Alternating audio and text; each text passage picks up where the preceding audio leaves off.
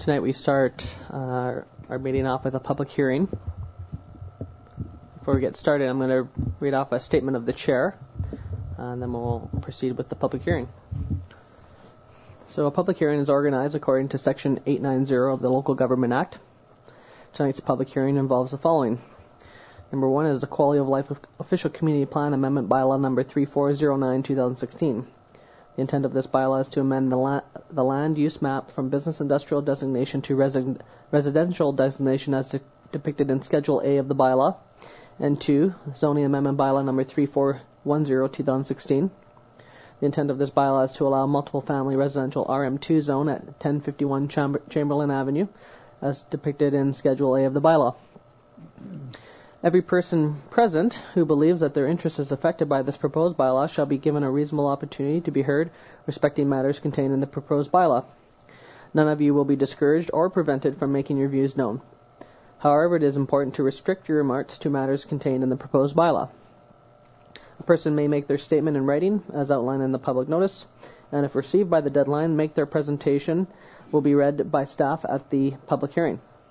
If a person wishes to make a presentation at the public hearing, they are welcome to do so, provided that the following criteria are followed. This is necessary in order to allow for the recording of the public hearing process. The chairperson will recognize only those individuals who present themselves at the table and speak into the microphone. Prior to speaking, please provide your full name and be prepared to spell your surname for the corporate administrator. Please also provide your residential or business address. Should you wish to read from a prepared statement, the city would appreciate receiving a copy for reference purposes by the corporate administrator. Members of council may, if they so wish, ask questions of you following your presentation. Please note that this is not a question period at which a debate takes place. City Council will not provide any comments on issues raised, but will be in attendance to listen to your comments presented. Should no additional speakers present themselves, the chair will call 3 times for anyone else to speak to the matter, and if no one else comes forward, the public hearing will be adjourned. After the public hearing has adjourned, the council may, with or without further notice, give whatever effect council believes proper to the representations made at this hearing. So I'll now call the public hearing to order. And first we'll hear from our city planner. His report. Welcome back.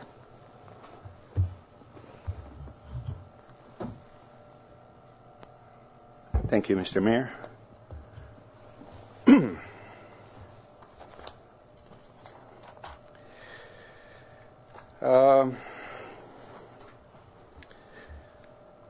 The proposed bylaws received second reading at the May 8th regular council meeting. As you have noted earlier, Mr. Mayor, and public hearing was scheduled for today. The report presented at council meeting May 8th, which includes full application as well as staff analysis, remains current and it's included in its entirety in attachment 1. In brief, the applicant proposes to convert the existing motel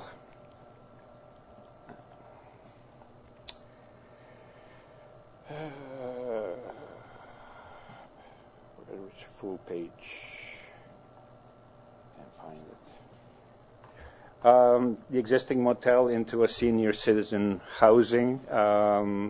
Majority of the rooms will be single rooms with very few rooms that will be having a secondary room as a bedroom and kitchen and the living room all as combined as one. The renovations will consider seniors ergonomics, including access, doorways, and bathrooms.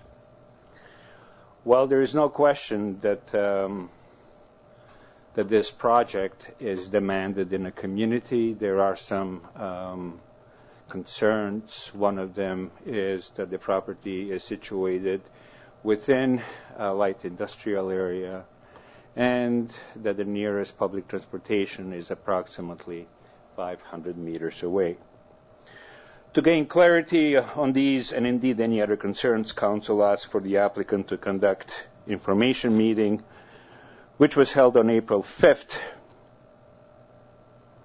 and the applicant addressed these two concerns to the best of their abilities. Council also asked applicant to supply a draft Section 219 covenant restricting rent to seniors 55 and older.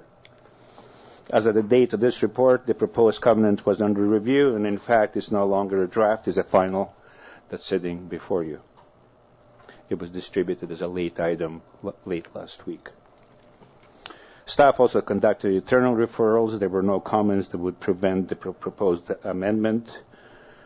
Staff also conducted external referral to Ministry of Transportation and Infrastructure and received a signed-off bylaw, which is included in Attachment 2. Notifications for public hearing have been mailed out and appeared in the local newspapers as of the date of this report, and indeed this presentation, staff has not received any comments. The applicant has provided the necessary information for the final consideration. That's my report, Mr. Mayor.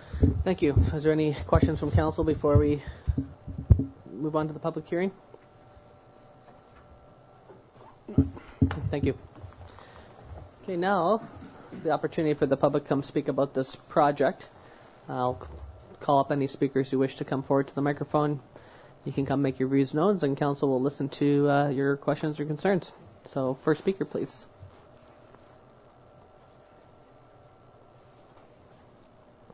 Absolutely.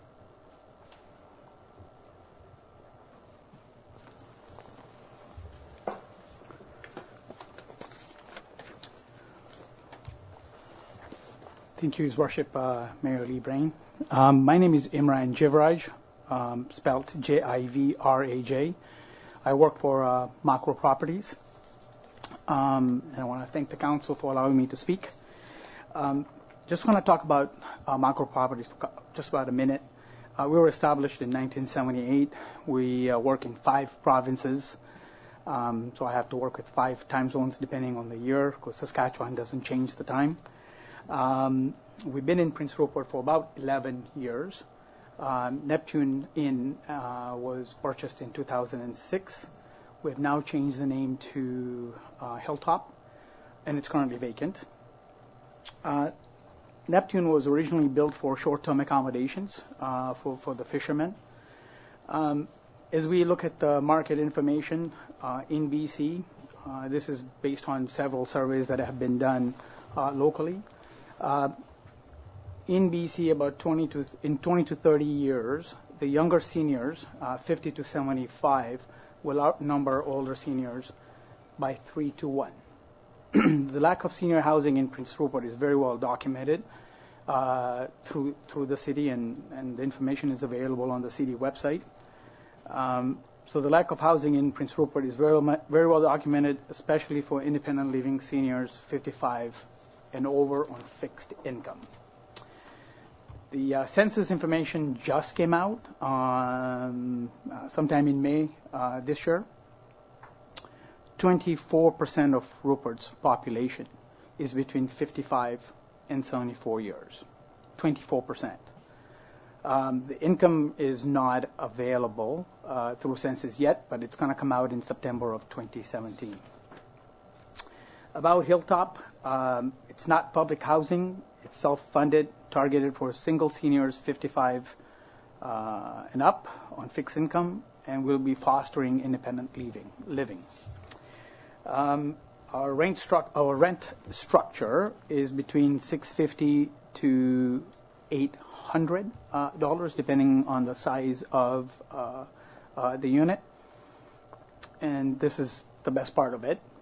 The rent includes, it's going to be fully furnished. So all the furniture that's required, it's going to be incorporated into the rooms. The heat, hydro, TV cable, and obviously Wi-Fi internet will be included.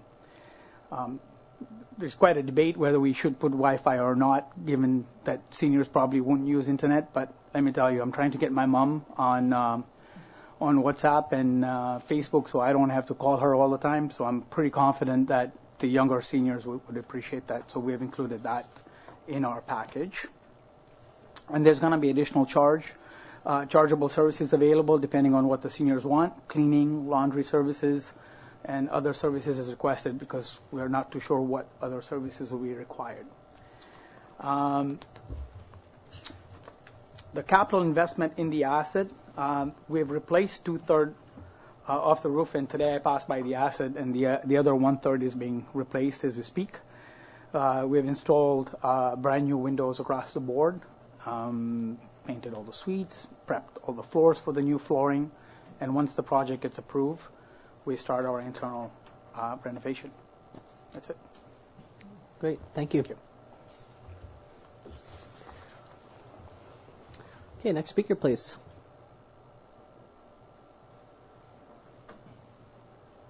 Welcome. Hello there. Mr. Mayor, Council, my name is Brian Musgrave with Rainbow Chrysler Dodge Jeep. We're at 1105 Chamberlain and immediately next door to what we know as the Neptune.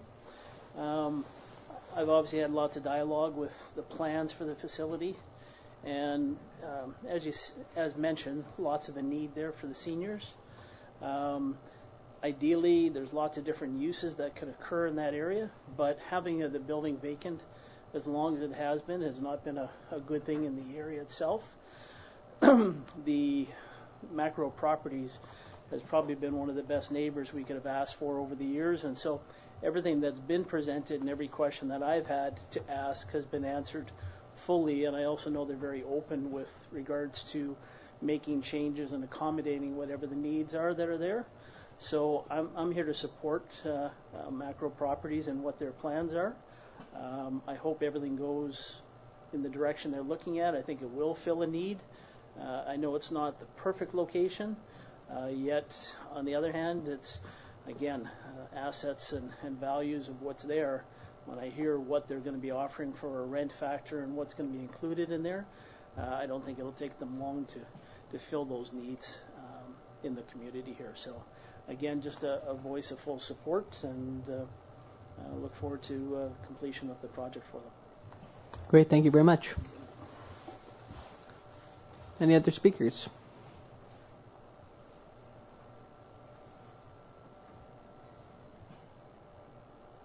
Call a second time.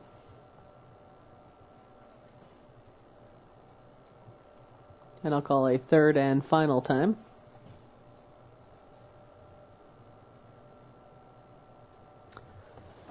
Okay, seeing none, I'd like to entertain a motion to adjourn the public hearing. Moved by Councillor Niche, seconded by Councillor Cunningham. All those in favor? Motion's carried.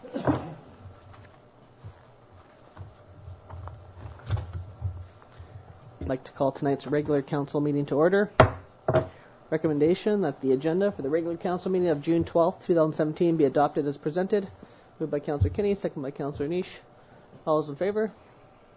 Motion's carried. Item 3A, recommendation that the minutes of the special council meeting of May 23rd, 2017 be adopted. Moved by Councillor Renhawa, seconded by Councillor Niche. All those in favor? Any opposed? Motion's carried. Item 3B, recommendation that the minutes of the regular council meeting of May 23rd, 2017 be adopted. Moved by Councillor Kinney, seconded by Councillor Niche. All those in favor? Any opposed? Motion's carried. And item 3C, recommendation that the minutes of the committee of the whole meeting of May 23rd, 2017 be received. Moved by Councillor Niche, seconded by Councillor Randhawa. All those in favor? Any opposed? Motion's carried. Okay, we have a petition and delegation today. Mr. Joel Zaleschuk, Senior Manager, and Alan Brocknick, Consultant of Pembina Pipelines Corporation, regarding the project on Watson Island. Welcome. Thank you.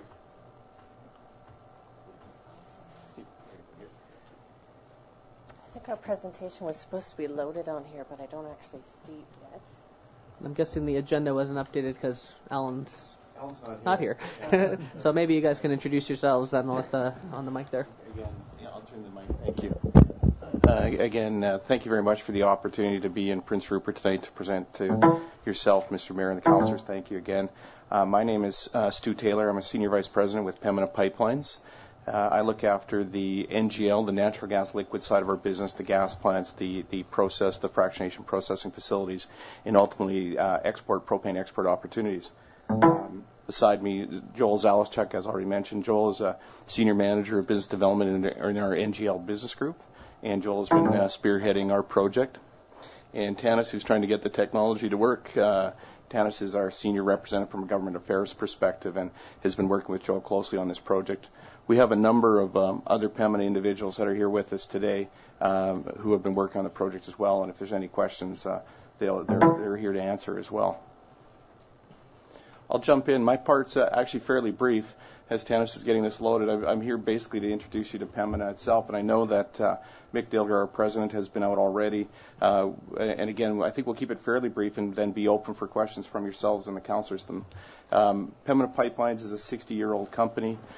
We have assets that are located in primarily Western Canada. We do have some facilities in Ontario that we utilize, and some assets obviously in the United States, some pipelines, and Tanis has pulled the map up. That's perfect. Again, you can see the primary focus for us is Western Canada, largely Alberta-based, but we do have some facilities in Northeast BC, including our Younger gas processing plant, a number of liquid gathering systems and transportation systems, and our Western leg, as we were talking earlier, is a pipeline that carries crude oil from Northeast BC down to Kamloops. We've grown dramatically over the last few years, and our reason for here and looking for opportunities of propane export, we've just completed about $5 billion of capital expenditures. We've increased our pipeline capacity to move hydrocarbon liquids. We've increased our fractionation capacity. Fractionation separates the mix of hydrocarbons into its various components. All of those assets are coming into service in 2017 and 2018. And as we said, we look for additional markets for some of those products, and particularly propane, and opportunities to find additional markets for the shippers and the producers of BC and Alberta. The slide that's up there, again, Pembina's vision, and we take this extremely seriously.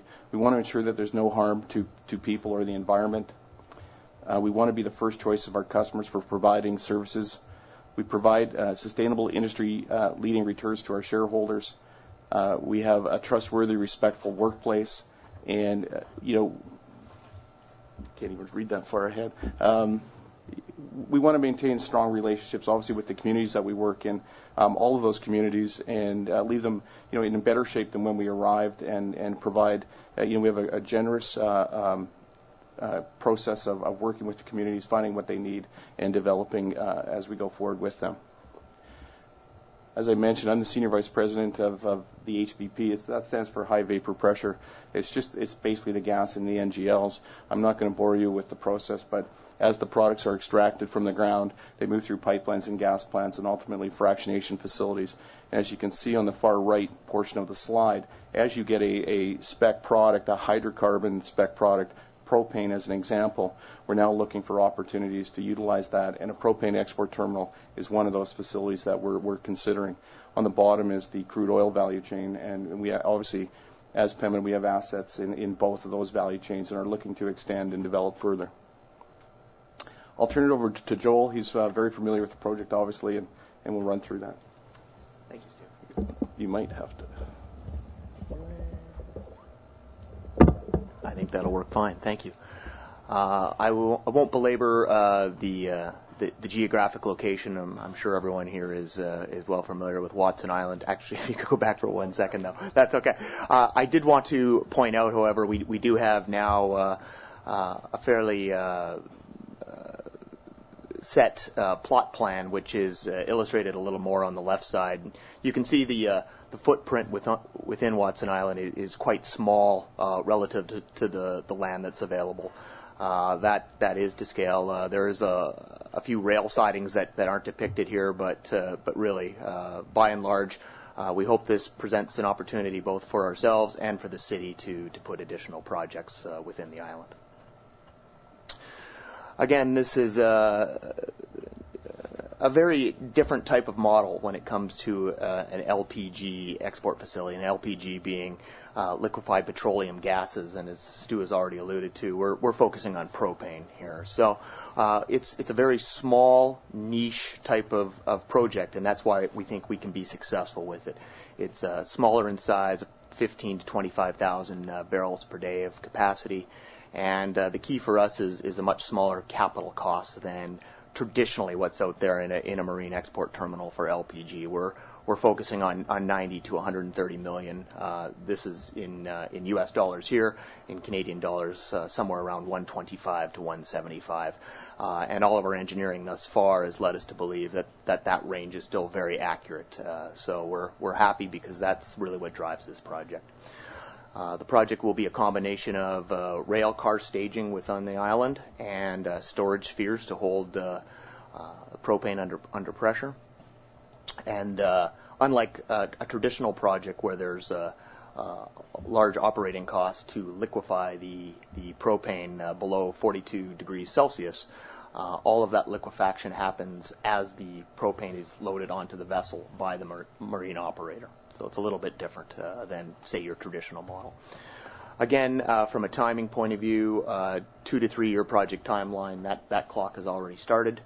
And again, I'll just point out that we're focusing on niche markets here. We don't see this project as competition for LNG or other LPG projects in the region. Actually, I think it will be quite complementary to those projects. From a graphical depiction, this is really an exercise in logistics. So every day we will bring 28 cars, or rather the CN will bring 28 cars to Watson Island. We will stage those cars on the island, and through those cars and a combination of the storage spheres, we will then load marine vessels to hit the sort of the 20,000 barrel a day threshold. We'd be looking at approximately one vessel per week. I just wanted to highlight again how maybe our project is different than some others in the region. Again, a typical LNG terminal is tens of billions of dollars, huge, so large capital cost, very large amount of storage on land, and then the largest ships that are available out there. A typical West Coast LPG terminal, and even in the Gulf Coast for that matter, different type of capital spend. We're looking at $400 to $500 million. Again, quite a large single tank on land, storing upwards of 100,000 cubic meters. And then ships are typically the very large gas carriers, or VLGCs, and a capacity of approximately 80,000 cubic meters. Our project, as I mentioned, smaller capital cost, about a quarter of the storage that's required for a typical LPG terminal. And then we're using much smaller vessels. And again, we think this will help us service niche markets in North America, South America, and possibly as far away as Asia. These are a little bit crude, but we did have our engineering department draft these up of what the sight lines would look like. So the picture on the top left, obviously from Porpoise Harbor, looking towards Watson Island. And you can see the dock is depicted in green there. So you can see, the storage spheres, the rail offloading rack, some of the other facilities in the footprint on the plot plan I showed earlier. But again, we're looking at a fairly small scale versus certainly what the pulp and paper mill depicted before. Some typical examples of the machinery involved here. These are our DOT 112, or Department of Transportation 112 pressurized rail cars. Our fleet is comprised entirely of them.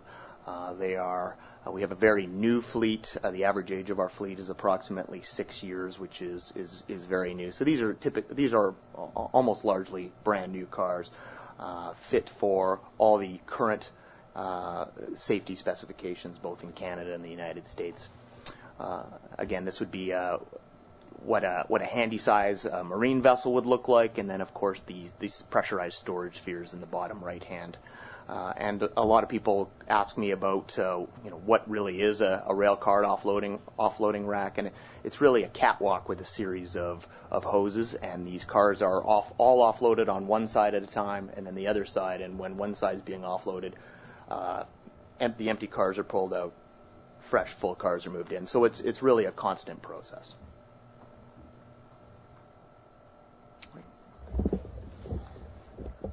Sorry for the original technical difficulties there, but we're rolling now. My name's Tanis Fiss, and I'm part of the Stakeholder and Government Relations team with Pembina. As Stu Taylor mentioned early on in the presentation, Pembina has been around for 60 years now.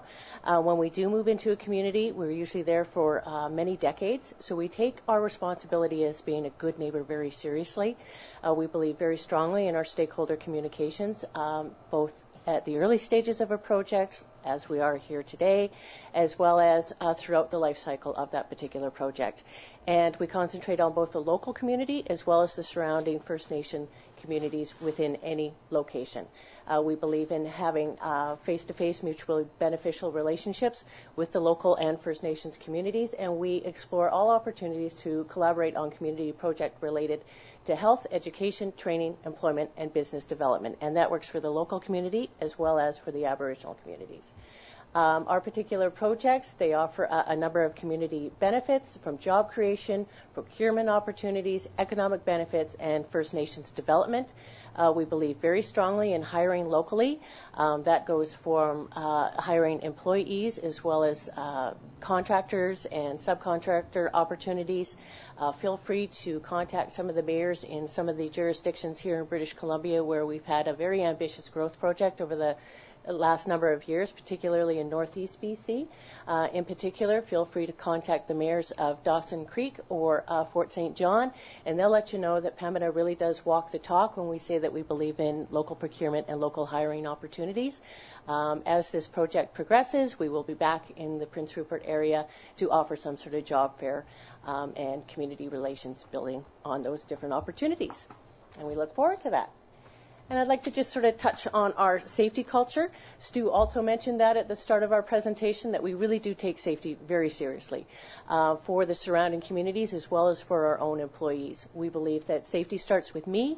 It might sound a little corny, but every employee of Pembina has the responsibility to shut down operations if they feel as though it's unsafe. They'll have the support of the executive all the way up to the board of directors to do that, because we really do take safety very seriously. Because our assets are spread over a wide footprint with a pipeline company, we drive our right-of-ways on a regular basis, so our employees are on the road a great deal. So we have a collision avoidance training that all employees who operate a vehicle on behalf of Pembina must take every 3 to 5 years, depending upon their role within the company, as well as we have a Can You Dig It campaign for Call Before You Dig, because obviously we don't want people to dig into our pipelines. And because what we're proposing here at Watson Island is essentially a rail terminal, we just wanted to point out our safety with regard to safe handling with rail. We, as Joel mentioned, have a very relatively new fleet of rail cars. We have shipped almost 40,000 rail cars in 2016, and they were done safely. And we've also received a number of rail safety awards over the years.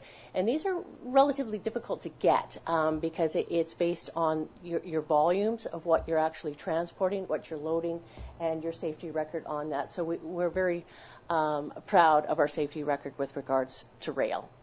And I would like to thank the Mayor and the Council for giving us this opportunity to present our proposal to you.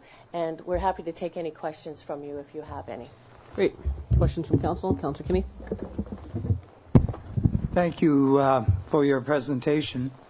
And I would like to explain to the public that when you appeared before us before, your cars are very safe, because if they do go into the water, for example, they float back up. And, of course, the contents in that just evaporates anyway. So it's nothing like LNG. I was very impressed with that. Thank you. Other questions? Councillor Renal? Yeah. Thank you, Mr. Mayor. Thanks for your presentation. You said like you will do some job fairs here later on. I'm just wondering, like, do you have any plan to train our peoples so they can get the jobs? Like, I don't think is any training available right now here. So you have any plans you want to talk about that? Yeah, you're absolutely right. Sorry to interrupt you. Just hit the little green button there. Oh. Perfect. Yes, we understand that specific rail offloading practices may not be available here. So something we would look to do would be to train local residents at our own facilities, whether those are in British Columbia or Alberta. I'll add as well. So we have undertaken with the First Nation communities a job training program. So we have made an effort recognizing that in a lot of cases that these are underskilled employee opportunities. And so we've brought them onto our sites and trained them at our sites and have been very successful and won awards from a training perspective. So, yeah, as Joel mentioned, our plan would be exactly to follow that same program is we would look for people here. We would train them here and then possibly move, take them to our existing sites. You've seen our rail yard in Redwater. We are the largest non-railway rail operator in Canada at that site. So we have that opportunity, and we can bring people and have them exposed to that effort every day. Councillor Cunningham. A couple of points. Can you enlighten the public on your schedule for your final investment decision, construction, and when you hope to be up and running? And the other one is you're talking about fairs in the communities around here. Are you going to have a fair in Prince Rupert as well for local workers? Yes, absolutely. Yeah, from a schedule point of view, as I said, the clock's already ticking. But from a financial investment decision, typically the process for us would be finish up our engineering, which is nearing that now. We also need to ensure that we complete some of the studies that we have ongoing right now. So some of the studies that we have are a navigation assessment, which is with the Pacific Pilots Association as well as the Harbour Master of the PRPA. That's been kicked off already. We're doing environmental and geotechnical work within Watson Island. We're looking at the dock and inspecting the dock to ensure that it can accommodate what we need it to do. And then, of course, we will need to go to Pembina's Board of Directors for final sanctioning of all the money. So I'm going to suggest it's typically months to get through that. The last stage of that is the permitting. So there's both provincial and municipal permitting for the lands, the subdivision, and then for safety and compliance. That may be upwards of 1 year from now to receive that. Now, typically, in a process, we would wait until we have those permits before declaring a final investment decision. So you're saying that you won't be making a final investment decision for up to a year from now? Is that what you're saying? No, I think what Joel... so we're pressing hard to complete these studies. I think we have perhaps 1 or 2 months to complete the studies, and then following the completion of that, we'll be back in front of the Board of Directors seeking approval to declare FID at that point in time. Obviously, we will not have our permits at that point, so upon making those decisions, we'll proceed. So I think we're a matter of months away as opposed to the year, but the permitting will take us some time as we work through. Councillor Niche.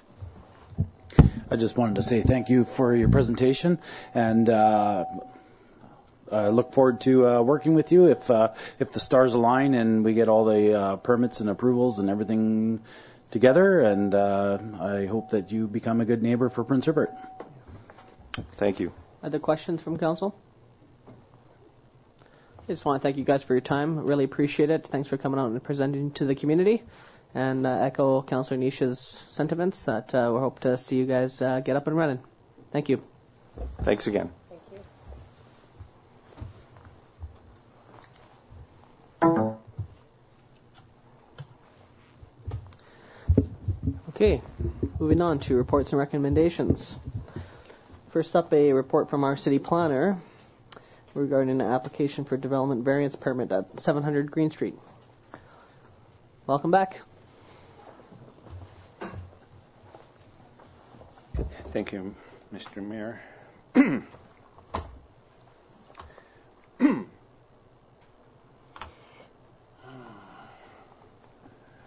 This application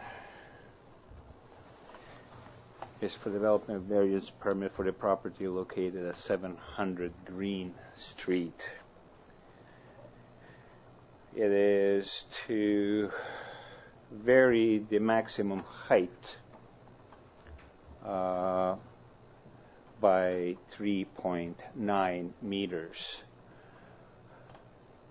I used to be able to just have the full screen mode. There it is.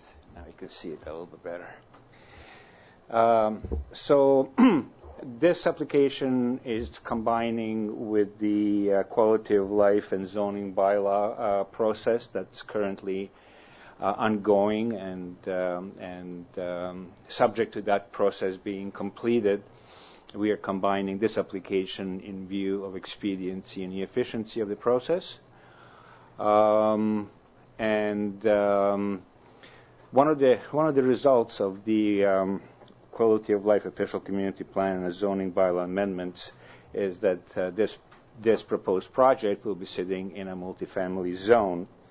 Development within multifamily zones is permitted in accordance with the multifamily development permit area design guidelines, which ask for particular attention to interesting architectural treatment of building facades, which is the result of this application.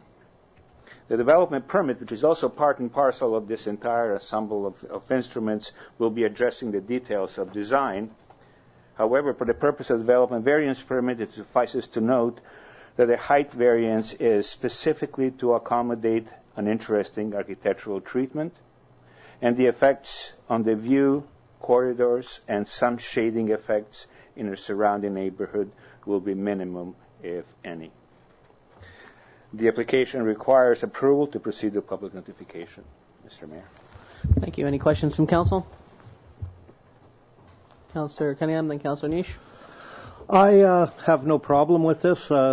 It's an aesthetic thing, but the design in that is very enhancing. It's, it reflects the native culture of our area and that. And I live 2 doors away from here, and I really don't think it's going to have any effect for shadowing or anything in the area. And it's going to definitely enhance an empty lot that's been sitting there for a few years. I think it's the overall design is quite stunning, and I'm totally in support of it. Councillor Niche. I was just going to say that, I do feel that as long as it's not across the board, the whole building, I feel that it would definitely be better to look at that than it would be just a flat-roofed building, and I have no issue with giving the additional height just for that feature, because I think it will add a lot to it and make it look a lot better than just a standard 2-story building. Any other thoughts from council? Okay, recommendation that the development variance permit application number DP 1703 for 700 Green Street proceed to public notification. Moved by Councillor Kinney, second by Councillor Niche. All those in favor? Any opposed? Motion's carried. Thank you. Okay, next up we have a report from the CFO regarding the 2016 Statement of Financial Information. Recommendation that Council by resolution approve the 2016 Statement of Financial Information. Moved by Councillor Kinney, or Niche, second by Councillor Cunningham. Discussion? Okay, all those in favor? Any opposed? Motion's carried. Okay, next we have a report from our communications manager regarding the 2016 annual report. Welcome.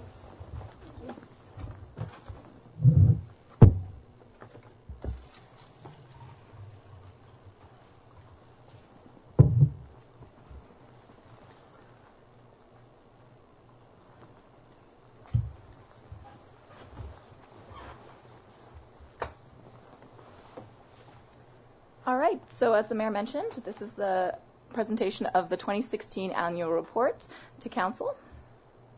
It's just a brief overview of some of the highlights of the report and what kind of the purpose of the annual report is for the public.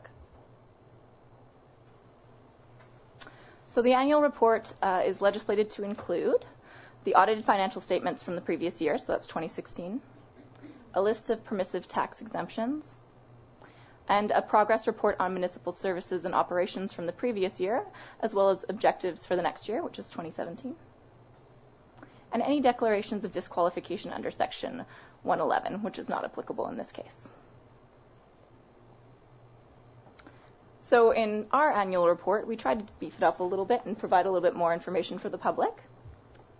So we have letters from the mayor and city manager, council profiles, as well as the 2017 council meeting schedule, an organizational chart kind of explaining what the different departments in Prince Rupert are, reports from all city departments, which includes the last year's successes as well as next year's objectives, and the excerpt from the community charter that explains, what the legislated requirements of the annual report are, audited financial statements, permissive tax exemptions, and community enhancement grants. And those are all in the appendices of the report. And then contact information if you have any further questions. So some of the highlights, there's quite a lot in the annual report. It's about a 60-page document, so we're not going to make you go through it. But just to highlight some of the successes of the last year, we're going to go through some of those now. So the provincial repaving announcement for Highway 16 and municipal paving of 3rd Avenue is a big one that's happening right now, as the public knows. $4.3 million in infrastructure grants were applied for and awarded for replacement of the city's water supply. We leased Rushbrook Trail to the Cain Trail Enhancement Society for redevelopment and improved waterfront access. There was a bylaw passed to temporarily restrict commercial sales of marijuana in anticipation of changes to federal legislation. And we oversaw the continued dismantlement of Watson Island, the former pulp mill site that was addressed by Pembina recently. Across all of our departments, we approved GIS capacity, so that's kind of our online mapping system. Several updates were made to software networks, servers, and websites across all of our city departments by our IT department. There was an interim land use policy suite that was developed by council, and you were all a big part of that. Many of our fees and charges bylaws were updated. Accessibility improvements were made to City Hall so that our entrance is now accessible by ramp so that all the public can easily access City Hall. Progress was made on asset management planning, and we now have a person who's dedicated to working on that. We've continued our sidewalk renewal for 3rd Avenue, various sewer and water main replacement projects, which I'm sure the community is aware of when they see people digging. Civic Center washrooms were renovated. There was replacement of the gym lighting and high efficiency LEDs. Online registration was implemented at the rec complex, so that's kind of a nice little online upgrade for the community. And we doubled uptake for the Recreation Access Program from 2015. So that's the access program that allows people of lower income to access all the recreation facilities in Prince Rupert. And we completed a funding application for a tsunami flood risk assessment, and we're waiting to hear back on the adjudication of that. So those are just some of the highlights that I tried to compile from all of the different departmental updates, but if people would like the full details of the annual report, it's available online and also at City Hall for public review, assuming that you pass it now. So the next step is, with council approval to proceed, a public meeting will be held at the June 26th Committee of the Whole meeting prior to the open session of council for public to comment on the 2016 report. And final consideration will be given after the public meeting. So with that, thank you. And my recommendation is to approve the circulation of the 2016 annual report and set the date of the meeting to June 26, 2017. Okay. Moved by Councillor Cunningham, second by Councillor Niche. Discussion? Yes. Okay, all those in favor? Any opposed? All motions carried. And I just want to thank you for all your hard work. I know you've done a lot of work on upgrading the look and aesthetics, and the whole annual report actually looks much better than previous years. So thank you very much for everything you've done on that, and people of the public can come on our next council meeting and comment on the report itself. Okay, and moving on to correspondence for action 7A, as a recommendation that council approves the request to have the Civic Recognition Awards ceremony to be held on Canada Day. However, I believe we already passed this resolution last year, and we held it for the first time last year on Canada Day. So I'm not sure we actually need to do a resolution on this one anymore, because I think we've already sorted that out. So I would motion to just table this motion indefinitely. Seconded by Councillor Kinney. Okay, all those in favor? Any opposed? So just for the record, we've moved the Civic Recognition Awards to Canada Day, so any of those award ceremonies now are going to be held that day rather than so that everybody shows up and can see who's being recognized. Okay, moving on to resolutions or bylaws, my apologies. So first we have a report from the Fire Chief regarding the Fireworks Regulation Amendment Bylaw number 3415 to include the banning of sky lanterns. Are you speaking, is the Fire Chief coming to speak to this?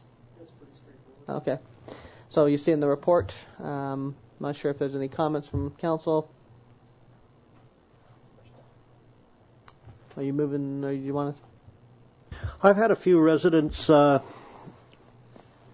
express some concern about this, the restriction that it's going to be totally barred. I would like us to maybe take a look at this from a permitting point of view, and maybe a restriction on the number of lanterns to be released in that. I've talked to the fire chief briefly earlier tonight, and I understand his concerns and liabilities in that.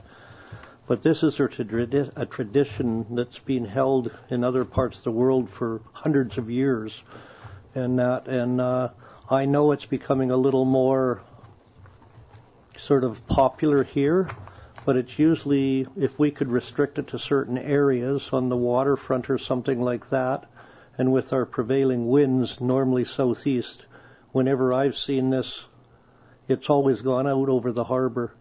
Not that that's going to be something all the time, but it's something that I would like to see us look at a little more rather than just outright bar it. Councillor Kinney. Thank you. I understand where you're coming from there, Councillor Cunningham, but if our fire chief says it is unsafe, I'm afraid I have to go along with it there. Sorry. Other comments? Councillor Nish? Kind of along the same lines. I mean, it is letting a fireball up into the air, and I don't feel that there's always people that let fireworks go, even though there is a fireworks ban. We're probably not going to stop it all, but I don't feel that it's an issue to have this banning this, because to me it's. I mean, why would you want to let a fireball go up in the air over the town? I mean, we get enough stuff burning around here as it is, and I don't want to see anything more. So I'm for this what's been put forward. So recommendation then is to get council give first, second, and third readings to the proposed bylaw cited at the Fireworks Regulation Amendment, bylaw number 3415, 2017. Moved by Councillor Randhawa, seconded by Councillor Nish. Okay, any further discussion? Okay, all those in favor? Any opposed? Motion's carried. Okay, moving on to report from the City Planner regarding the Quality Life Official Community Plan Amendment Bylaw number 3409 and Zoning Amendment Bylaw number 3410, 2016 to convert Neptune Motel located at 1051 Chamberlain Avenue to Hilltop Lodge, housing for seniors. So I'm not sure if there's anything else to report on. So the recommendation is to give third reading to the proposed quality of life. Excuse me one moment here. Yeah, so Council give third reading to the proposed quality of life official community plan amendment bylaw number 3409, 2016, and the proposed zoning amendment bylaw number 3410, and that Council adopts the proposed quality of life official community plan amendment bylaw number 3409, 2016, and the proposed zoning amendment bylaw number 3410, 2016, subject to receiving a Section 219 covenant. Moved by Councillor Kinney, second by Councillor Nish. Any further discussion? Just a question, like in the public hearing meeting, there was issue was like public transit. So is that been resolved yet or anything? Maybe Mr.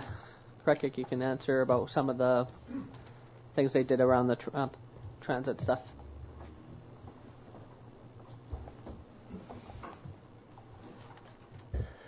The applicant tried diligently to work out something with the BC Transit to bring the bus stop closer than as shown on that overhead projector illustration. Wasn't successful. The community information meeting, applicant definitely expressed interest in finding a solution because it is as much of his or their business model to have a method how they're going to transport their residents to downtown and to locations the seniors frequent, to which end, at the time of public information meeting, they were working on making an arrangement with a local taxi company to be available at a certain time of the day for a number of trips, as well as looking at purchasing a vehicle that would be dedicated to, as you know, they own close to 300 or 400 units in town, to dedicate to other units that are being maintained as well as being available to the location. So that is a complete update on the public transportation. Councillor Nish. Well, I just wanted to say that I feel this project is definitely needed in this town. Is someone's mic? Can you turn your mic off? I just feel that it's definitely needed in this town, and I feel that if it was maybe a ground-up build, it probably wouldn't be the best location for it. But it is definitely a good repurposing of a building that is already existing, and that's why I am supporting it.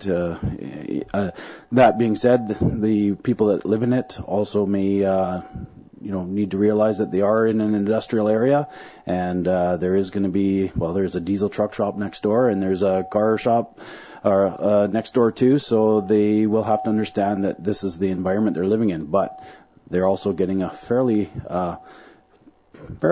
cost-effective place to live with everything included, which, I mean, that's spectacular, so I'm in full support of this.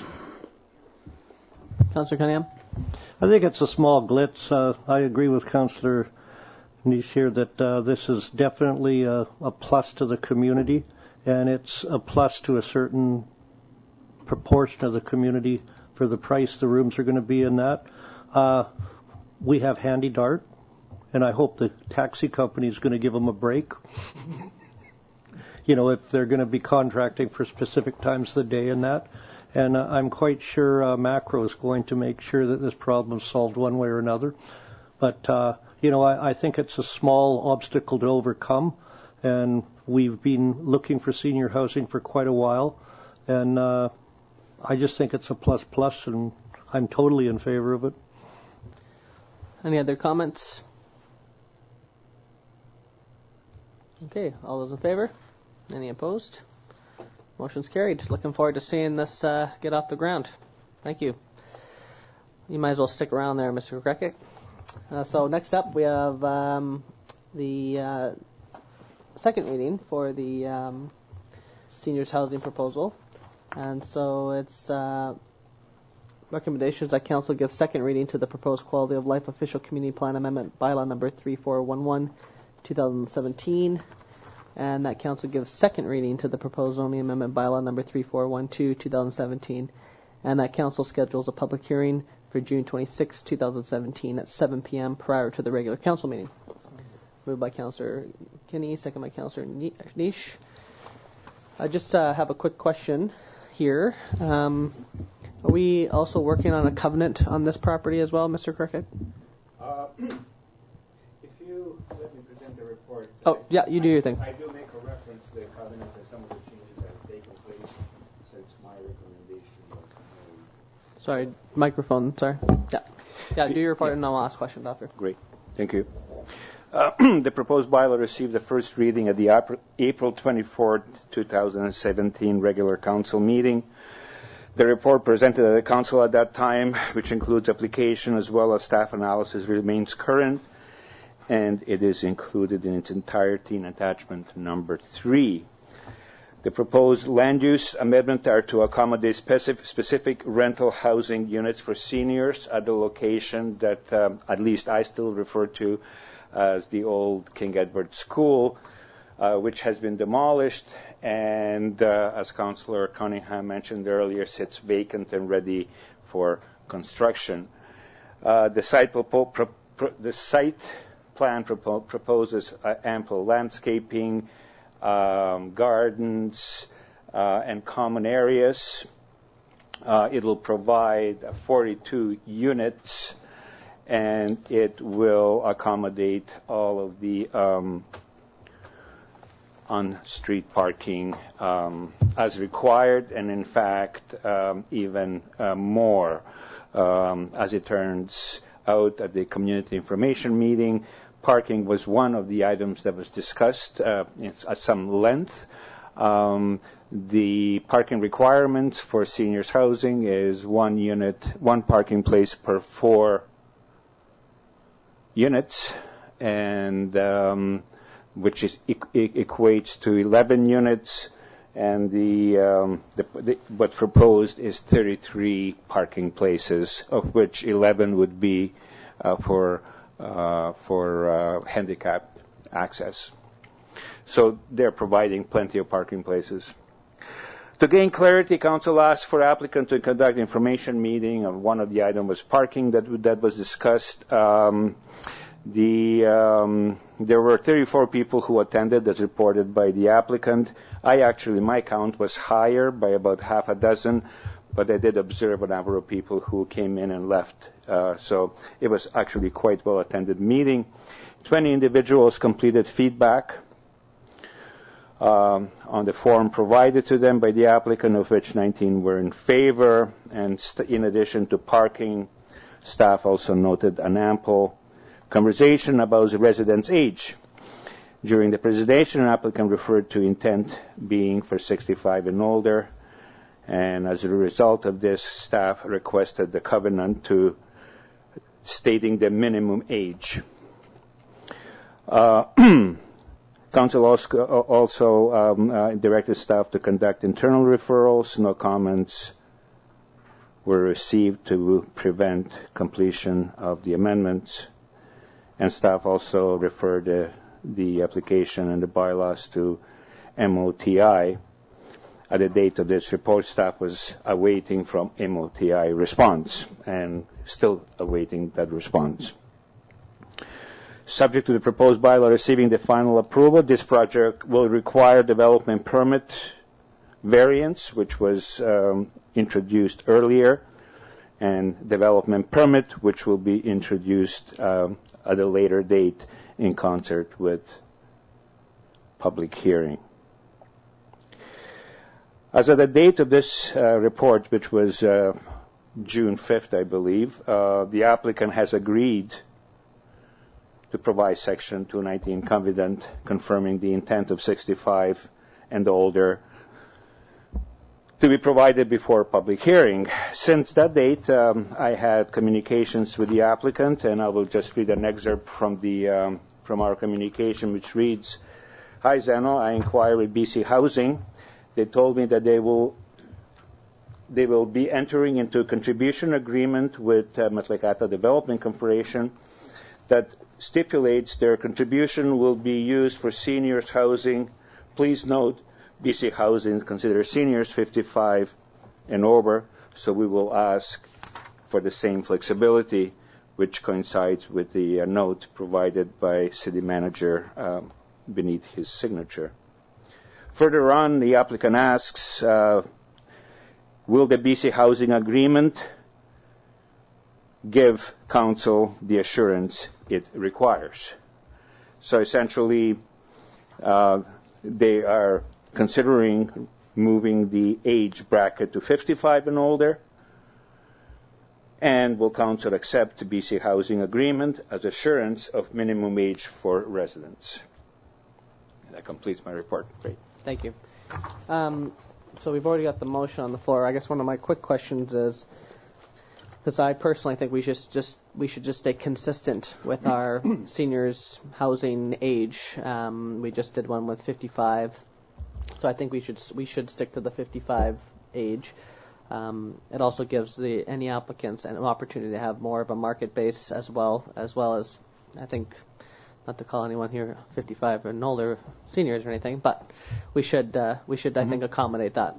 So would we need an amendment to what, because we've already put this on the floor, would I need to do an amendment right now, or is that something that you can just work out with them directly?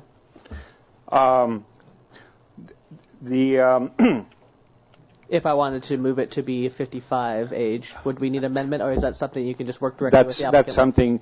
I had that conversation with the city manager, about consistency, and from the planning perspective, what we are doing here is we are approving a multifamily housing project.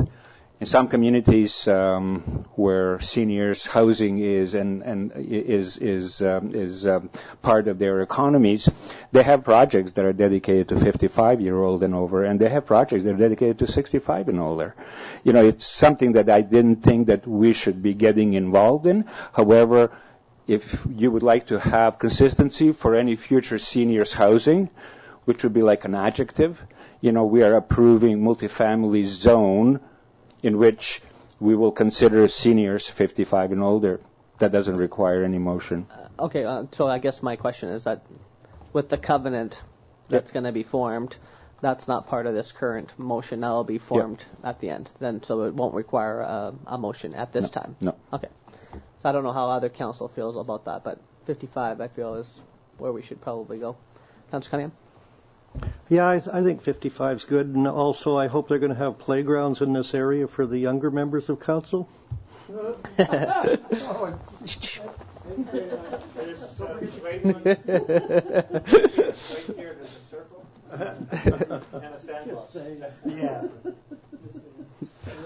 We have fun on council. Other questions for our planner regarding this project? No. Well, I'm looking forward to seeing this get to a public hearing, and so no other comments. I'll call question. All those in favor? Any opposed? Motion's carried. Yeah, absolutely. I do need a clarification. So will the council require a covenant, or will the council accept BC Housing funding agreement as a guarantee that the residents of the property will be 55 and older? I think, well, what do you... yeah, go ahead. I think to be consistent, we should require covenants. Yeah. They run with the land. The agreements might change over time. Things happen over time. If we want it to be 55 and over, a covenant is the right way to go. Yeah, we just had a covenant here with the other proposal too, so I think covenant is definitely the way to go. Thank you. Thank you. Okay. Reports, questions, and inquiries from members of council. Councillor Kinney. Thank you, Mr. Mayor. I would just like at this time to thank everybody from that put their time in for CFES. It was a wonderful parade, everything. I know Mr. Councillor Cunningham and yourself and many others were there, and you worked hard, and it was well worth it. I'd just like to congratulate everybody. Thank you. Councillor Cunningham? A couple of things. First of all, our city dock marina down there, as Terrace has a farmer's market, and I consistently hear people say you can't buy fresh fish in Prince Rupert. I'd like the city staff to look into a process where fishermen can come to that dock for periods on Saturdays or Sundays and sell their product. It's a win-win for the city. It's going to draw people from down the line here to shop, and they will spend dollars in town and that. And from what I understand with DFO and that, it's a pretty simple process. Any fisherman that has a license to get salmon can sell salmon there. He just needs a business license from us and a license from Service Canada. And it would be something very similar to we've got in Steveston, which you see is a very popular fish market there. I just think it's something we should look into. Mm-hmm. Maybe we can look into that. Yeah, we can do that. We actually did that. We're trying to find somebody who actually would be willing to show up and start selling fish. Oh, that's good. We're good with it. It's on the public breakwater we're talking about? Yeah, the public breakwater on the weekend, just as long as there's room. Well, they could tie up on the outside probably. Right. Well, that's what I was thinking. The outside of the finger never gets used by any yachts or that. Absolutely. And then One of the other things is I'd like to recognize Marcy LeBlanc's boutique for winning the award for the Northwest and getting $100,000. She's found a little niche market there, and talking to her, she says people are actually coming from Terrace and Smithers to buy their products here. So it's nice to see reverse traffic coming to Rupert. It all adds up. The other thing, too, is I want to echo what Mr. Kenny said about the volunteers for Seafest. It was a phenomenal Seafest this year, and it was bare bones volunteers running it. And there's one group of people that have been coming for 5 years from Georgia, Alabama, a church group, and they come here and do community work, and it's a phenomenal effort they put in. You know, coming all the way here to do work, and it's our festival and that. And I just want to recognize them. I work with them for a couple of nights, and they're hard to keep up with. Thank you. Any other reports from council? Okay, hearing none, I entertain a motion to adjourn. Moved by Councillor Cunningham, second by Councillor Niche. All those in favor? Means adjourned. Thank you.